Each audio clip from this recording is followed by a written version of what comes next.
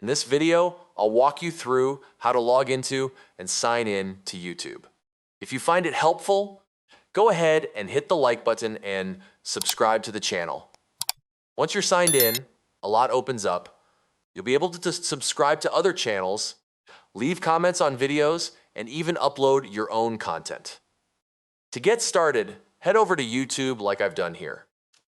Look to the top right corner and click the Sign In button.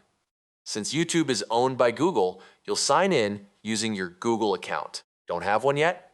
No problem. You can create one right there. I already have mine, so I'll go ahead and enter my email address or phone number, then click Next, or just press Enter. I'll type that in now and hit Next. And just like that, you're signed in. From here, pick the channel you'd like to use. To reach your studio, click your profile icon in the top right corner. You can upload new videos using the button in the top right as well.